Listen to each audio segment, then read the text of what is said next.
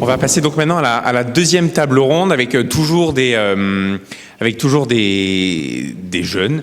Des jeunes engagés, voilà, et donc avec à la fois des apprentis d'Auteuil, enfin deux personnes des apprentis d'Auteuil, et vous, donc président des engagés, je vous laisse vous présenter, et j'ai toujours avec moi Rosa Maria pour nous apporter cet œil scientifique.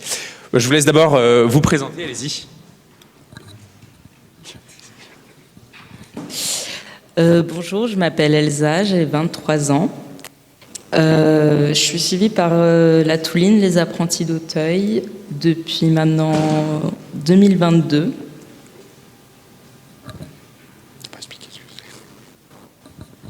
Bonjour, moi c'est Nathan, j'ai 23 ans aussi. Et ça fait 2-3 ans que je suis suivi par la Touline. Est-ce que vous pouvez rapidement présenter qu'est-ce que c'est les apprentis d'Auteuil? C'est quand même assez vieux, etc. Pourquoi ça a été créé aujourd'hui? Quel a été le sens que ça a eu, on va dire, dans votre vie, dans votre engagement?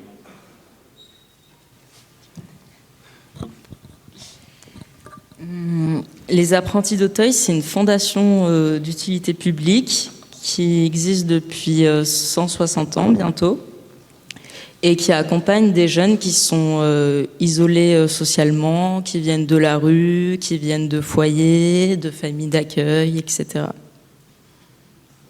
Oui, merci beaucoup. Samuel, du coup, vous des engagés? Oui, si, c'est bon. Bonjour à tous, donc je m'appelle Samuel, je suis président des Engagés Île-de-France. Alors les Engagés, c'est une association qui est assez récente, qui a commencé en 2017 après l'élection présidentielle, et ce constat que les jeunes ont du mal à s'engager, ou du moins plus difficilement qu'avant, se détournent un petit peu du monde politique, mais pas que. Et donc pour ça, on a créé différentes antennes à travers la France, et donc moi je représente aujourd'hui l'antenne Île-de-France. Notre public, ça va être principalement les étudiants, mais aussi les jeunes actifs, et on essaye de se tourner davantage vers les lycéens, parce que c'est principalement là qu'on a remarqué que l'engagement dans la vie après de futurs jeunes actifs ou étudiants commence vraiment à prendre racine. Donc nous, avec la fédération, on a notamment réalisé des projets comme Adeno ou Élise, je ne sais pas si vous connaissez, qui ont servi pour les élections européennes et présidentielles. Et aux engagés donc Île-de-France, on a différents pôles qui viennent proposer des événements afin de rapprocher les jeunes de la sphère publique, en tout cas de l'espace public, que ce soit de l'espace politique, entrepreneurial ou même culturel, parce qu'on fait des rencontres donc avec notamment des parlementaires, par des ateliers à l'Assemblée nationale ou au Sénat où on vient échanger et discuter, au final débattre avec ces parlementaires. Et on fait également des visites, là je pense récemment on a fait une visite à l'Opéra de Paris où on a amené des jeunes discuter et échanger avec le directeur de l'Opéra. Et on a eu également un autre événement récemment. C'était un concours d'éloquence avec des lycéens d'Île-de-France. Et donc tout ça pour vous montrer que nous, on conçoit l'engagement comme pas uniquement politique, pas uniquement culturel ou pas axé sur un point spécifique, mais comme un engagement dans la sphère publique ou dans l'espace public qui peut se concrétiser par différentes actions et différentes rencontres. Et donc on essaie vraiment de faire ce lien en connectant les jeunes, la jeunesse, donc des lycéens aux jeunes actifs, en passant par les étudiants, aux différents acteurs institutionnels et associatifs que compte l'espace public d'Île-de-France. Et donc avec toutes les antennes des engagés Île-de-France qu'il y a dans la plupart des facs de France, vous pouvez aussi vous retrouver votre antenne et commencer à vous engager. C'est une question que je vais poser à vous deux. Aujourd'hui, on voit que beaucoup plus dans le débat public, dans l'espace public, etc., il y a de plus en plus une polarisation des engagements, on peut dire. Enfin, c'est-à-dire que avoir un engagement apolitique, c'est de plus en plus compliqué. Alors vous, sur votre site des engagés, vous vous décrivez, enfin, c'est presque le mot qu'on voit en principal, apolitique. Vous, les apprentis d'Auteuil, il n'y a pas d'affiliation politique spéciale, etc. Est-ce que est-ce que vous pensez en tout cas que votre engagement en tout cas peut subsister tout en s'affirmant apolitique et peut continuer à recruter du monde, à continuer à avoir en fait des engagements malgré le fait que ce soit pas politique?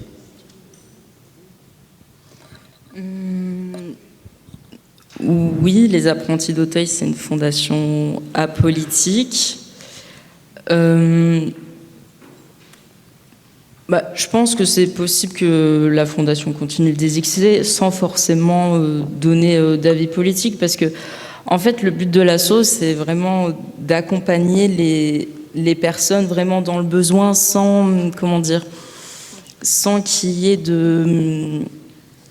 sans que la personne soit de droite, de gauche, et voter ci, voter ça. C'est pas le but, mais il faut quand même dire que l'asso accompagne des jeunes qui sortent de foyers, qui ont vécu la misère, qui sortent de la rue. C'est pas le but du tout de l'asso. Et alors vous, du coup, les engagés, là, c'est clairement, en tout cas, plus touchy, on va dire, sur ces sujets-là. C'est une question intéressante. Nous, on n'est pas du tout apolitique. On est apartisan.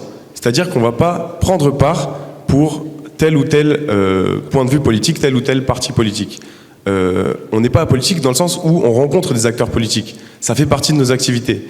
Donc, on va faire la part des choses en équilibrant les points de vue, c'est-à-dire si on invite un républicain, le coup d'après, on va inviter un socialiste, pour essayer justement d'avoir pas cette forme, donc avoir tous les points de vue représentés et essayer de, pourquoi pas après, si ça suscite des convictions politiques chez les jeunes qui viennent dans nos engagements, dans nos événements, pardon. Après, peut-être qu'ils prennent un engagement politique pour telle ou telle politique qui leur a plu, mais en tout cas, c'est cette idée d'incuber un engagement qui peut parfois après se transformer comme politique. Mais donc, ouais, pas apolitique, pas apolitique, mais apartisan. Donc on peut arriver à dépasser cette polarisation en politique. Rosa Maria, peut-être justement sur cette question de la polarisation, ou en tout cas... Oui, complètement. C'est vrai qu'on a souvent cette tendance à parler de politique et penser à parti politique, alors que l'idée, elle n'est pas là-dessus. Le mot politique, c'est vraiment le principe de l'action menée à faveur pour répondre à des enjeux en lien avec la société à laquelle on appartient. Et l'idée aujourd'hui, justement, en tout cas, ce que la recherche, elle montre aujourd'hui, c'est que les jeunes, en effet, ils se distancient beaucoup plus de la politique partidaire. Ils ne souhaitent pas être inscrits dans un modèle ou un parti politique, mais plutôt ils souhaitent s'engager dans des causes politiques, dans des causes civiques, c'est comme ça qu'on appelle, et qui répondent plus à leurs besoins actuels et qui ne sont pas pour le coup uniques. C'est-à-dire qu'un jeune peut aujourd'hui être engagé sur plusieurs causes, le féminisme, la question du racisme, etc. Et donc on a une variation des causes politiques auxquelles les jeunes sont engagés, au même temps qu'on a une diminution de l'inscription politique partidaire. Merci beaucoup en tout cas pour cette large présentation, etc. Est-ce que dans le public, il y a des questions, toujours dans cette idée de débat, d'échange, etc. Oui, on va vous passer les micros. Au début de votre présentation, pour les engagés, vous avez parlé que vous visiez plus les lycéens. Est-ce que ça veut dire que vous considérez les autres jeunes moins importants que les lycéens dans votre pratique d'engagement ? Par exemple, les collégiens, etc.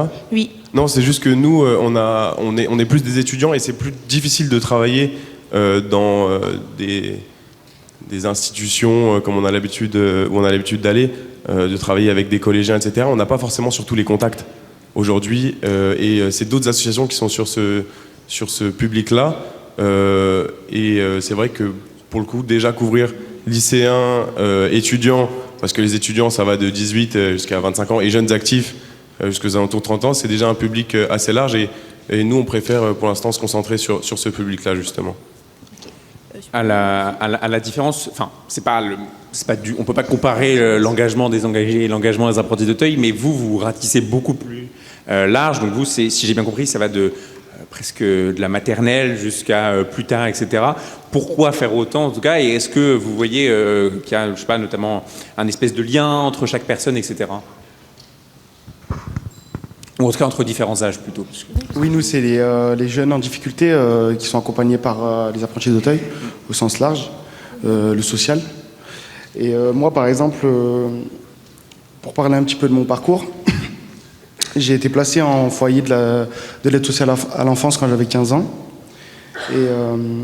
Et en fait, la Touline, donc c'est le dispositif auquel on participe, des apprentis d'Auteuil, c'est un dispositif qui accompagne les jeunes qui sortent de l'ASE, donc des foyers, etc.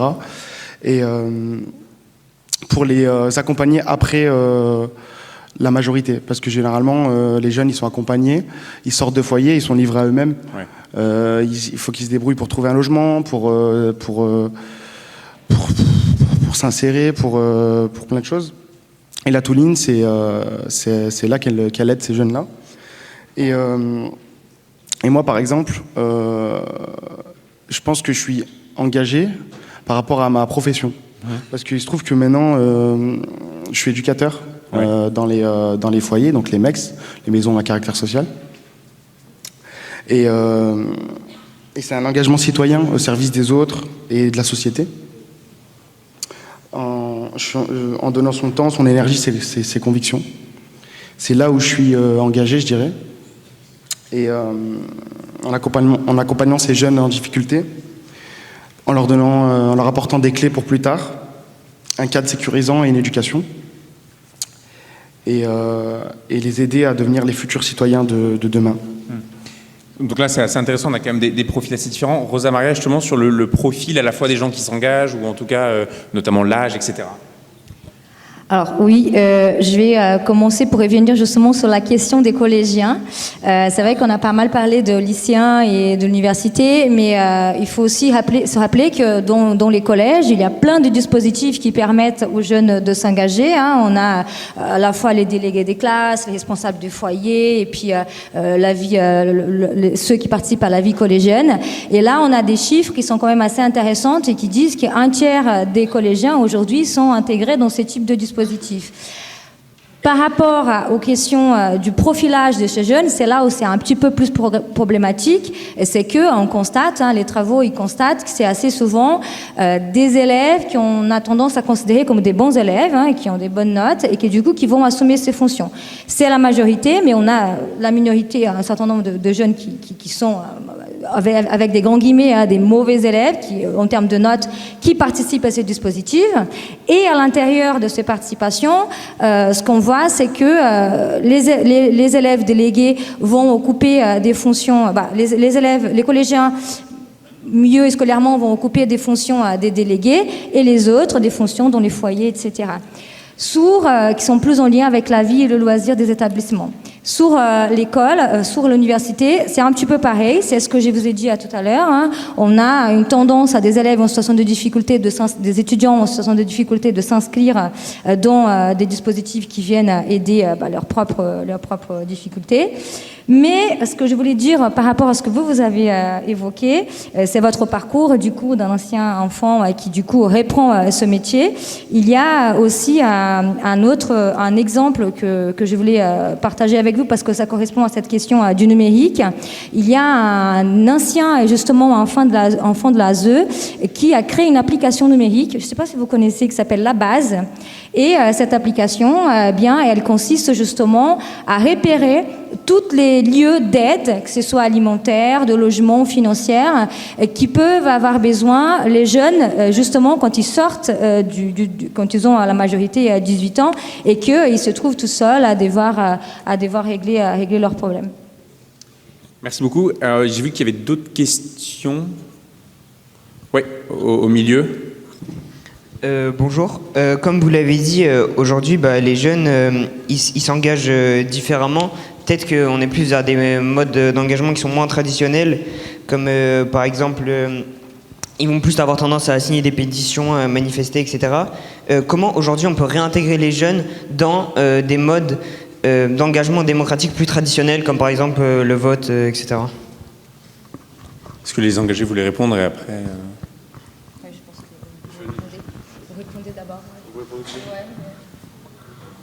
À mon avis, c'est d'abord un travail, je pense, de pédagogie, dans le sens où il faut remettre au centre du débat le fait que les moyens d'engagement traditionnels peuvent fonctionner. Aujourd'hui, on a peut-être trop l'impression que en votant, on va pas changer beaucoup les choses. Or, c'est pas le cas. Ça décide de beaucoup de choses. Donc, nous, ce qu'on essaye de faire aux engagés, c'est de créer en fait un débat, une discussion qui va être propice à faire émerger le vote que chacun trouve juste. Et ce débat, il n'est pas juste, je le rappelle, uniquement politique, mais c'est un débat qui est bien plus large, et c'est un débat qui vient s'inscrire dans d'autres activités, que ce soit les concours d'éloquence, les rencontres culturelles, les sorties, etc. Et je pense qu'à mon avis, le fait de toucher un peu à tout, le fait de participer à plusieurs événements, plusieurs rencontres, des conférences, ces choses-là, peuvent permettre, comme outil de pédagogie j'entends, peuvent permettre de faire revenir les jeunes vers des moyens d'engagement plus traditionnels, à mon sens. Elsa, du coup, sur cette question. J'aimerais rebondir parce que c'est intéressant dans le sens où c'est vrai qu'aujourd'hui, maintenant, les jeunes, c'est pas qu'ils s'intéressent de moins en moins à la politique, parce qu'on remarque que, mine de rien, je trouve qu'ils s'intéressent de plus en plus à la politique, mais ils font de moins en moins confiance aux politiques, et notamment aux partis politiques, et donc forcément les formes d'engagement traditionnelles, donc que ce soit syndicats étudiants, que ce soit manifestations, etc., ça leur parle moins. Et du coup, ça me fait penser un peu à moi, mon parcours, qui est que moi, quand je suis arrivée sur Grenoble pour mes études de sociologie, j'étais adhérente dans un syndicat étudiant, et je militais régulièrement pendant 2 ans. Et cette période-là de ma vie m'a beaucoup épuisée en parallèle de mes études. Ça m'a apporté énormément de choses, mais en fait, c'est pas tout le monde qui a ce privilège-là, parce qu'un étudiant qui doit payer son loyer, qui doit finir la fin du mois, qui a 30 heures de cours par semaine, clairement, il n'a pas le temps de s'engager. Pour autant, est-ce que ça veut dire qu'ils ne s'intéressent pas à la politique ? Je ne pense pas. Donc je pense qu'il faut voir la situation de manière globale. Il y a ça. Et puis ensuite, je pense que aussi il faut redonner confiance aux jeunes à la politique, et notamment en forme d'engagement traditionnel. Voilà. La question que vous posez est très intéressante, parce que c'est vraiment le sujet de recherche de Rosa Maria, etc. Sur ces questions-là, qu'est-ce que vous pouvez nous apporter, ou en tout cas ajouter à ça ? Alors, je pense, est-ce que le modèle traditionnel politique, il ne marche pas ? Il marche, il est toujours là. La question qu'on doit se poser, c'est par quelle méthode on va les mettre en place aujourd'hui ? Et du coup, cette question justement de la méthode traditionnelle, descendante, avec une personne, une figure politique qui dicte tout ce qu'on doit penser et comment on doit agir, c'est une méthode qui est contestée aujourd'hui par les jeunes, qui considèrent qu'il n'est pas la méthode idéale. Et pour y venir un petit peu au nom de cette rencontre démocratique, c'est la méthode démocratique, la méthode participative, qui conçoit les projets sociale et éducative avec la participation de tous les acteurs. C'est cette méthode qui attire les jeunes.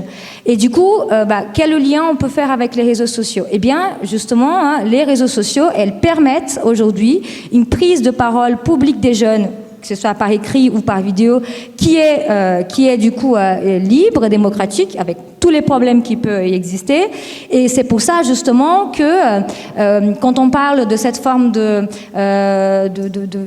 changement de l'engagement qui n'est plus dans le milieu politique, mais qui se manifeste énormément sur les réseaux sociaux, c'est ça que ça veut dire. Ça veut dire qu'il y a une demande très forte des jeunes à ce qu'ils prennent la parole dans la conception des projets, dans la réflexion de la durée du projet jusqu'à la fin, et sur des thématiques qui les concernent. Pas forcément que les inégalités sociales, qui persistent bien évidemment, mais aussi des questions en lien avec l'écologie, j'ai oublié de dire tout à l'heure, la question en lien avec les inégalités entre les genres, et puis également la question du racisme. Je voulais savoir, comment est-ce que en fait, les inégalités sociales se concrétisent par peut-être une différence ou une baisse de l'engagement ? Pourquoi est-ce que les inégalités sociales favorisent un engagement, on va dire, asymétrique?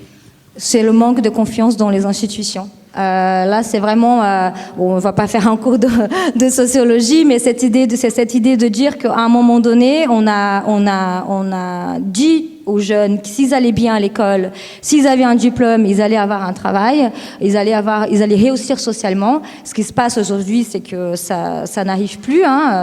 Et en plus, le marché du travail se fragilise avec un certain nombre de modalités de contrats de travail qui sont précaires, tout simplement. Et du coup, ça crée un sentiment de frustration sociale, de manque de confiance dans les institutions, et du coup, un éloignement de la vie, de l'engagement, tout simplement. Merci. Oui, il y a des questions du public. Là, s'il vous plaît. Bonjour à tous. Ma question, c'est est-ce que réellement il y a un désengagement des jeunes ou alors ça existe depuis la nuit des temps et on s'intéresse aujourd'hui? Voilà.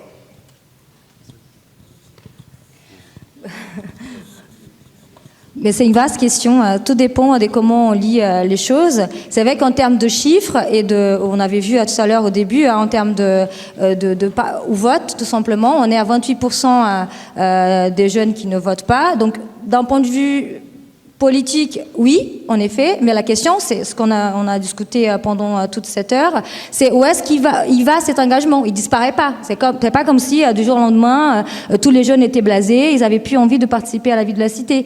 La question, c'est qu'aujourd'hui, il y a des nouvelles voies qui s'ouvrent, des voies beaucoup plus informelles. On a vu tout à l'heure avec les questions artistiques et culturelles, et qui viennent d'une certaine manière canaliser cette envie de faire changer les choses. Si je viens très rapidement sur les chiffres, les rapports sous les engagements des jeunes montrent qu'aujourd'hui, 40% des jeunes sont engagés dans des associations sportives. Et puis, ils viennent ensuite les associations culturelles et artistiques. Ces mêmes chiffres, elles vont dire que 40% des jeunes s'engagent dans des pétitions en ligne. Et donc, vous voyez, c'est de nouvelles modalités qui apparaissent, qui, par leur caractère informel, sont peut-être moins valorisées socialement, mais elles existent. Et la question qu'on doit se poser aujourd'hui, et je pense que c'était aussi la question de la vidéo qu'on a vue tout à l'heure, c'est comment on intègre ces nouvelles formes d'engagement dans un discours et dans un modèle politique traditionnel et qui cherche lui-même à se transformer aujourd'hui. Je ne sais pas s'il y a plus ou moins d'engagement qu'avant. En tout cas, je peux vous dire que nous, du côté association, c'est plus simple de s'engager. En fait, c'est plus simple de communiquer, c'est plus simple de rechercher, notamment avec les outils, réseaux sociaux, Internet, etc., de trouver l'association qui vous convient et de vous engager de la manière dont vous le souhaitez ou dont vous le concevez. Donc, sur la question de savoir s'il y a plus ou moins d'engagement qu'avant, j'en ai aucune idée et je laisse ça aux spécialistes. Mais en tout cas, je peux vous dire que c'est plus simple de s'engager. Et les démarches, en quelques clics, vous pouvez vous inscrire à des conférences, vous pouvez vous inscrire à des ateliers et rechercher quelque chose autour de chez vous. Il y a des tonnes d'associations qui font des trucs formidables et je vous encourage vivement à le faire. Ça vous permet de rencontrer du monde, de développer peut-être des pistes sur des métiers qui vous intéressent ou simplement d'échanger sur des sujets qui vous plaisent. Donc en tout cas, c'est bien plus simple grâce aux réseaux sociaux et Internet.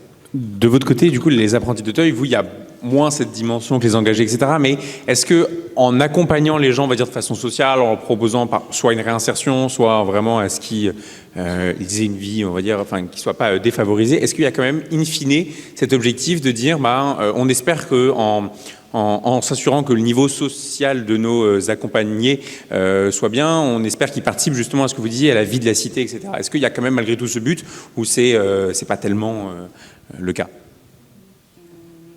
Non, il n'y a pas ce but. Par contre, oui, c'est vrai que déjà, un jeune qui a été en foyer, forcément, il va...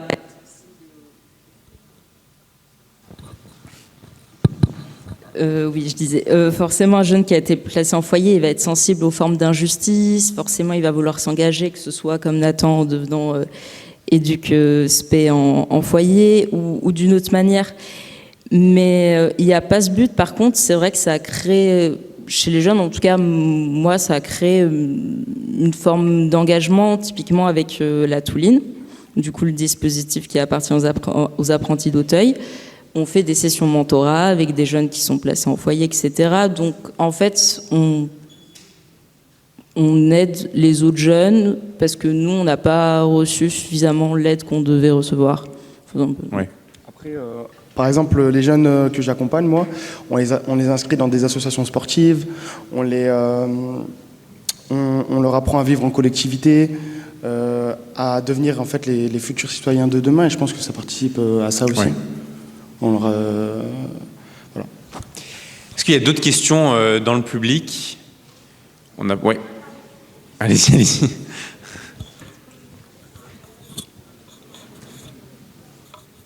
Bonjour à tous. Du coup, la classe de Sup2V avait une question concernant les réseaux sociaux. Est-ce que, selon vous, ça affaiblit ou est-ce que ça fragilise la démocratie avec tous les risques de désinformation, avec les influenceurs qui parlent en bien ou en mal de certains partis? Voilà, je voulais avoir votre avis par rapport à ça. Qui veut répondre mais... Moi, je préfère que ce soit d'abord. Oui. Est-ce que vous, le fait, voilà, comme vous recevez parfois des acteurs politiques, etc., est-ce que il y a un écho de la question ou est-ce que vous voyez en tout cas Nous, quand on reçoit des politiques ou quand on fait des conférences, des ateliers, etc., on essaye d'être le plus objectif possible. On présente d'abord leur parcours, ce qu'ils ont fait, mais on présente également les parts d'ombre, on va dire, ou en tout cas les critiques qui sont adressées à ce politique.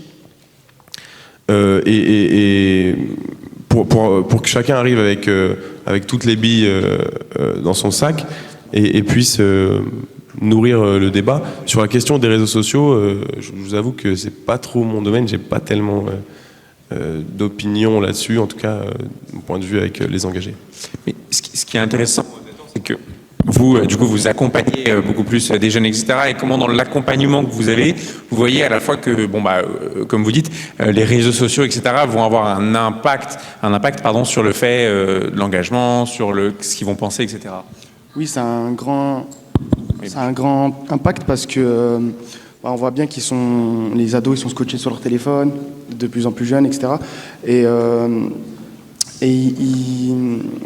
ils sont très influencés par ce qu'ils peuvent voir sur les réseaux sociaux. Ça va influencer sur leur façon de penser, etc. Parce qu'après, on peut faire croire n'importe quoi sur les réseaux sociaux. Ouais. Rosa Maria, ça c'est encore une fois un de vos thèmes de recherche assez présents. Comme dans la vraie vie, les rumeurs et les fausses histoires, elles existent depuis très très longtemps, avant même l'arrivée de la télévision.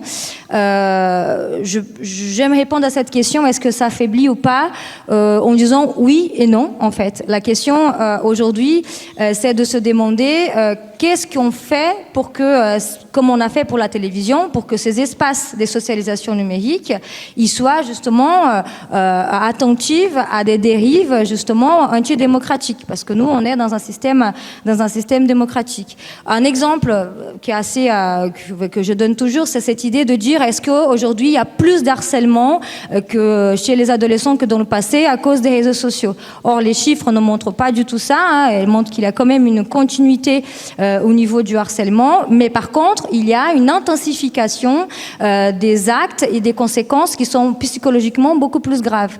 Et donc, la question la manière dont on doit avoir aussi cette question des comportements antidémocratiques, c'est de dire que ces personnes qui croient aux fausses informations, qui croient aux théories du complot, etc., elles ont toujours existé. Les espaces numériques, qui viennent d'une certaine manière renforcer leurs idéologies. Et donc, nous, ce qu'on doit se dire, c'est comment on fait pour que, tout simplement, elles arrêtent de croire à certains types d'informations. Et donc, voilà, c'est plutôt dans ce sens-là qu'il faut avoir les choses. C'est vraiment une question de régulation, des espaces numériques. Merci beaucoup. Après, il y a aussi, ça c'est beaucoup plus mon avis personnel qu'en tant qu'animateur, mais c'est vrai qu'il y a aussi cette possibilité-là, enfin les réseaux ne sont pas soit tout noir, soit tout blanc. Il y a aussi cette possibilité-là de diffuser un contenu qui est plus sain, qui est plus pas neutre, mais qui est plus véridique. En tout cas, est-ce qu'il y a d'autres questions? Oui, on va en prendre une dernière au milieu, s'il vous plaît, et après on va. Oui, bien sûr.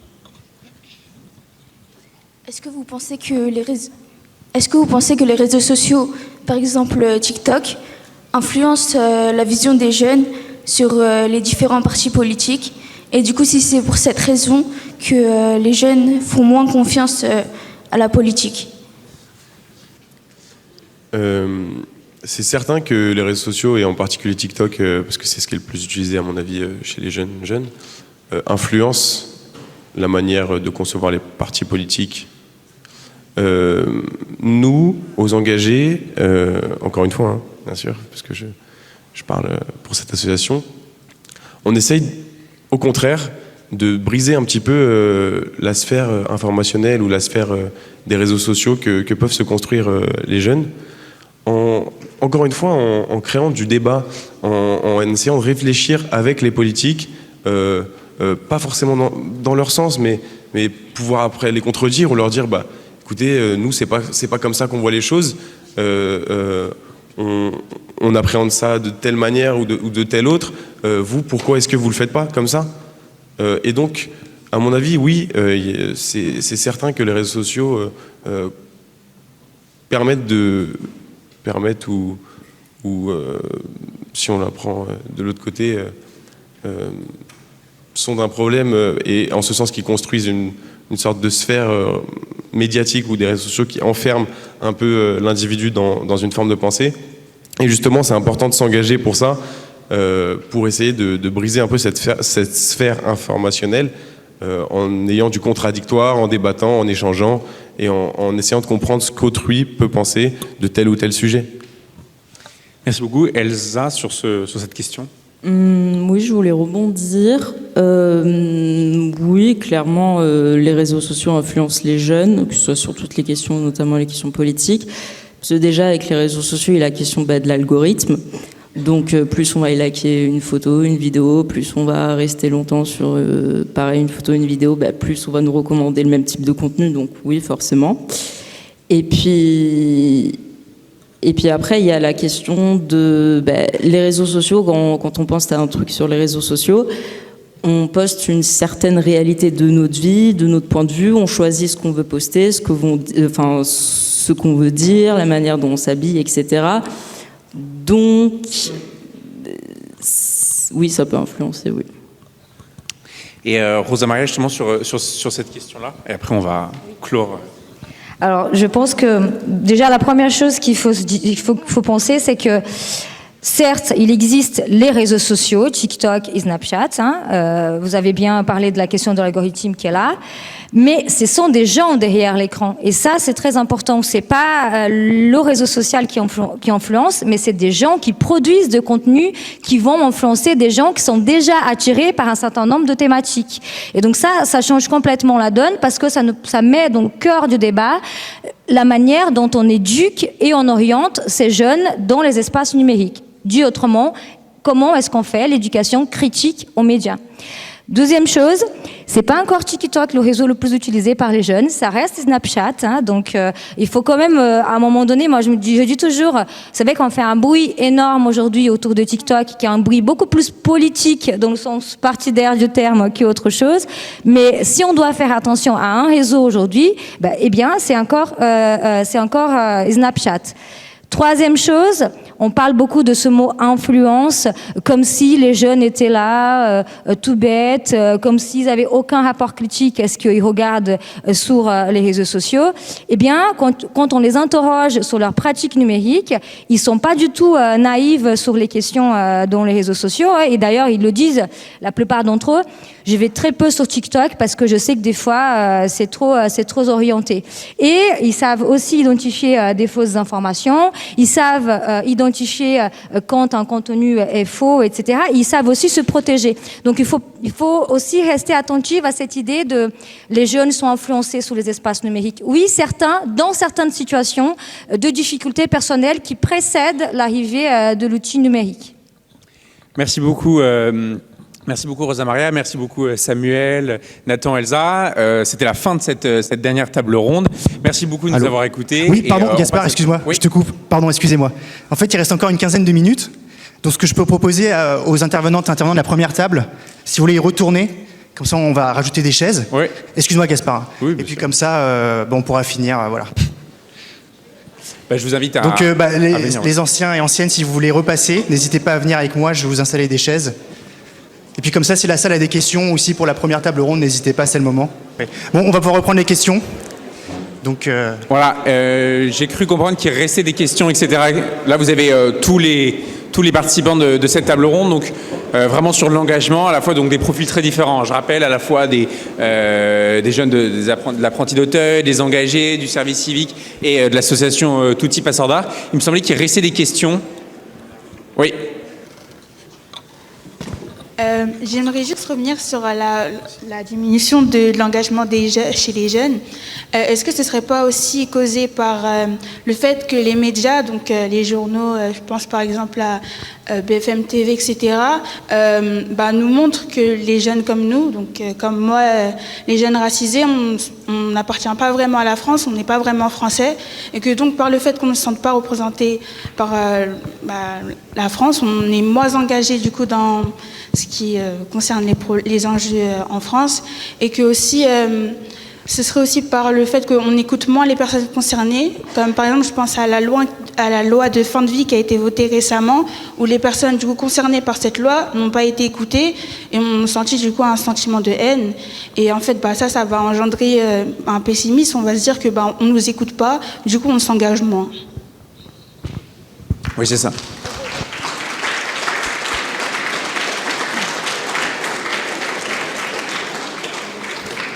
Donc, plus globalement, pour relier quand même la question à vous toutes et tous, comment à la fois donc les difficultés, les discriminations dont vous parlez et qui sont parfois même plus larges, etc. Est-ce que vous avez pu remarquer à chacun dans à peu près vos engagements des fois où ça bloquait? On parlait tout à l'heure des difficultés financières, mais là ça va même plus loin que ça, c'est sur des questions raciales, etc. Est-ce que vous avez pu remarquer que parfois il y avait cet obstacle et alors pas des solutions pour le résoudre parce que pourquoi pas, mais des idées en tout cas, ou des choses comme ça, si quelqu'un veut dire quelque chose sur ce sujet qui est quand même très compliqué. Alors je vais parler d'un autre lieu que celui de Fougères. Fougères, c'est en Bretagne et on a quand même une population un peu citadine et surtout rurale. Je vais parler d'un autre lieu de passeurs d'art, c'est à Bondy. Et vous connaissez sans doute Bondy. Et là, il y a un gros travail de fait dans la même idée que nous, avec des pédagogies, parce que Tutti Passeurs d'Art, c'est pas seulement le prêt d'instruments, ce sont des pédagogies. Hein. C'est en lien un peu avec ce qui se fait au Venezuela dans le Systema. Et justement, l'idée, c'est de s'engager auprès des jeunes et avec leurs parents pour leur apporter la musique, pour leur permettre, au travers de cette musique, de grandir, de trouver sa place dans la société, mais aussi de se rapprocher des institutions. Par exemple, au niveau de Passeurs d'Art, ce que disaient les jeunes tout de suite, on a fait des concerts à l'UNESCO, on a fait des flammes sous l'Arc de Triomphe, on a joué au Conservatoire de Paris, et l'idée, c'est les jeunes de Tutti Bondy peuvent aller aussi faire le stage en Suède. Donc en Suède, dans ce stage, il y a 2500 jeunes qui viennent du monde entier. Et justement, au travers de cet engagement musical, culturel, eh bien, on ne parle plus de tout ça. On vit tous une même aventure, on partage la musique parce que la musique n'a pas de couleur. Et on peut découvrir les institutions, on peut découvrir le monde au travers de son instrument de musique et des orchestres. Merci beaucoup. Est-ce que vous, de votre côté, là je me tourne vers vous pour le service civique, comme c'est une structure d'État, etc., où globalement tout le monde peut rentrer, si j'ai bien compris, est-ce que vous ressentez aussi cette volonté à la fois de l'organisme qu'est le service civique, mais plus globalement de l'État, etc., de dire il y a ces difficultés dont vous parlez, etc., mais on met tout le monde sur le même plan. Pas on repart de zéro, mais on met tout le monde sur le même plan et on propose un engagement, même si il y a ces difficultés-là d'engagement. Oui, après, nous, au département, le service civique, il est proposé à tout le monde. Il n'y a pas de différence de personnes, de choix sur les personnes. Après, moi, j'ai pas vu tous les services civiques et comment l'État gère tout ça, mais en tout cas, moi, de mon point de vue, j'ai pas vu de différenciation dans les recrutements ou autres vis-à-vis de ces questions-là. Ouais. Et qui est d'ailleurs le rôle de l'État de dire, bon bah voilà, tout le monde est égaux et on prend tout le monde notamment pour susciter de l'engagement. Est-ce que dans le public, il y a d'autres questions? Il nous reste du temps, donc vraiment n'hésitez pas. Oui, vous voulez dire un mot Oui, je voulais aussi répondre à votre question. Oui, en effet, et ça a déjà été montré par différents sociologues, qu'il y a un sentiment qu'on appelle de défiliation, voilà, tout simplement. C'est-à-dire qu'il y a un sentiment de ne pas être représenté au sein des institutions qui engendre de la mésestime de soi et qui empêche des jeunes dits minoritaires de participer à des espaces d'engagement formel ou informel. Pendant longtemps, on a théorisé ça en associant ce sentiment de mésestime à la classe sociale. Voilà, parce qu'on est pauvre, on est des classes populaires, on ne se sent pas légitime à venir parler dans un amphithéâtre à l'université. Mais aujourd'hui, il y a des nouveaux sociologues plus contemporains qui arrivent et qui essayent de creuser ces sentiments de non-représentativité avec les questions de race, tout simplement, et les questions des genres notamment. Et c'est ce qui montre ce sociologue, et je m'arrêterai après ça, c'est que si ces jeunes qui ne se sentent pas représentés sont absents de l'espace public physique, ils sont très présents dans les espaces numériques avec des collectifs, que ce soit des collectifs féministes ou autres, écologistes aussi. Et dans ces espaces, ils vont échanger sur leurs souffrances, sur leurs sentiments d'injustice et puis se soutenir mutuellement. Merci beaucoup. Là, je vais me tourner un peu vers à la fois les apprentis d'Auteuil, mais Touti Passeur d'Art, qui parlait à la fois justement un public qui va être plus concerné par ces difficultés-là, qui socialement ça peut être un peu plus complexe, etc. Est-ce que l'engagement, justement, le fait de dire, voilà, je vais m'inscrire dans un orchestre, voilà, je vais aller aider des jeunes, etc. Est-ce que c'est pas une façon aussi de dire, bon bah, il y a peut-être ces difficultés-là, mais en fait, la façon de les dépasser, d'essayer de les effacer, on va dire, c'est justement de s'engager à la fois dans un orchestre ou à la fois chez les apprentis d'Auteuil.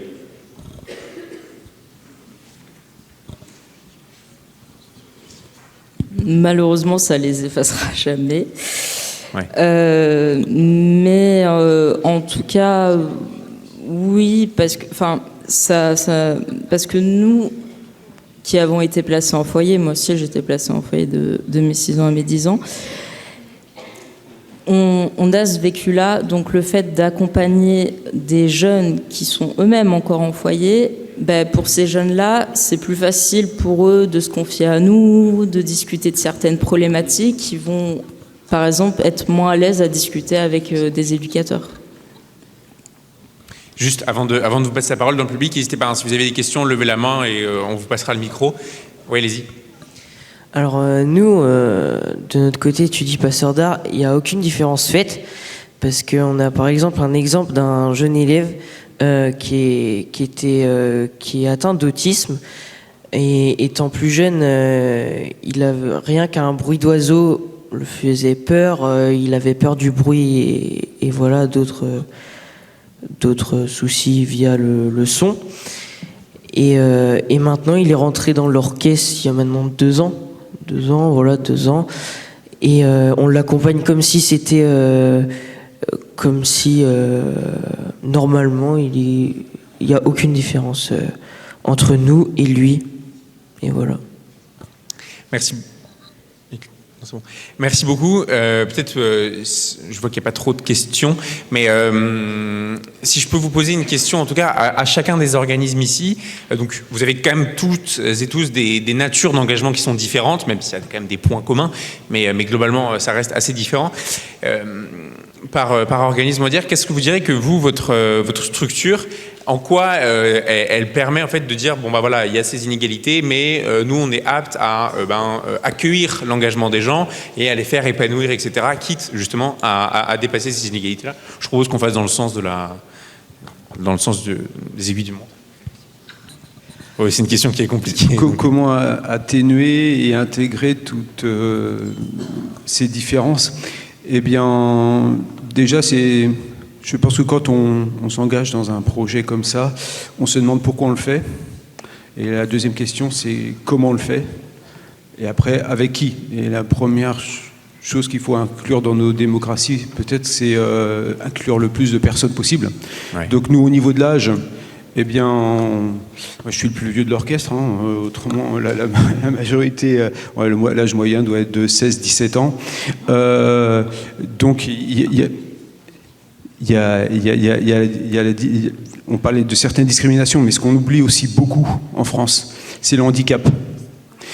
Et c'est pas parce qu'on est atteint d'une maladie ou d'un handicap qu'on peut pas jouer d'un instrument de musique et qu'on n'a pas le droit non plus de pouvoir accéder à un lieu et d'avoir une vie qui va être la plus agréable possible. Et donc nous, c'est vraiment, en fait, je vous le dis souvent, c'est une grande famille. Bon, tu parles très bien de Gabriel, c'est parce qu'en fait, il était dans votre classe. Et Gabriel, il est scolairement dans votre classe et à l'orchestre. Et Gabriel, vous l'avez pris, bon, il y avait son AESH qui était là, mais vous l'avez pris avec vous et vous lui avez transmis, il a appris à jouer de l'instrument avec vos copains, seulement. Et Clément, il l'a fait travailler comme si Gabriel fonctionnait comme tout le monde. Et comme il n'y avait pas la relation adulte-jeune, c'est le copain, comme s'il l'avait accueilli chez lui. Et alors Gabriel, il fait ce qu'il peut, mais il fait partie de la grande famille. Alors si on en a quelques-uns comme ça, qui peuvent faire à leur façon, l'orchestre sonne toujours. Et on est tellement content de savoir son évolution, de voir grandir. Maintenant, imaginez qu'il avait peur des bruits des oiseaux, des chants d'oiseaux. Il joue dans un orchestre de 140 musiciens à côté de la batterie et il s'est engagé dans des études pour devenir paysagiste. Donc la tronçonneuse, tout ça, maintenant, ça va. Donc voilà. Agnès et Julia, du coup, vous, sur le service civique, justement, en quoi c'est une bonne structure pour à la fois accueillir les engagements, réduire les inégalités, etc.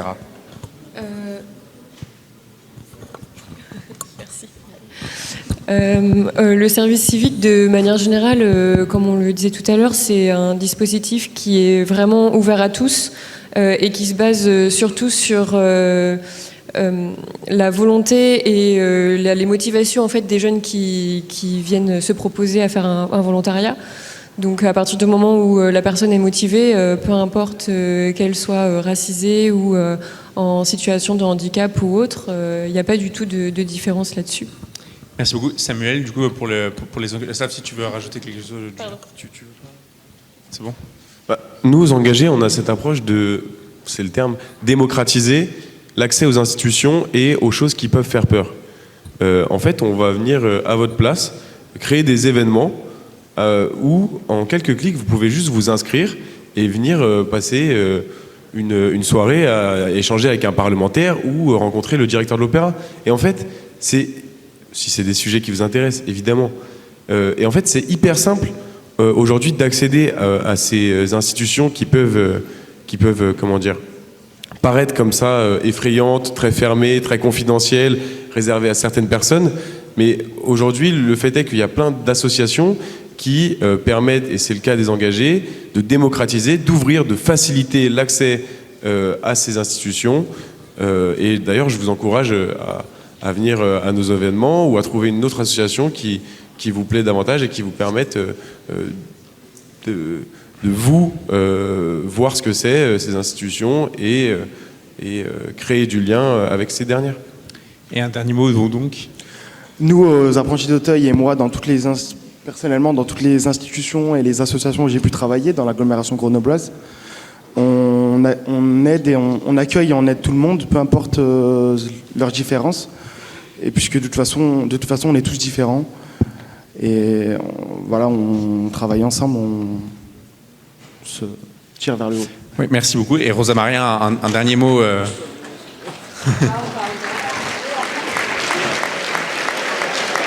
voulez rajouter quelque chose ? C'est bon ? Merci beaucoup d'avoir suivi ces 2 tables rondes sur l'engagement des jeunes. J'espère que ça vous a donné des idées et des volontés d'engagement. Je vous invite toujours à aller regarder ce qu'ont fait toutes les autres associations.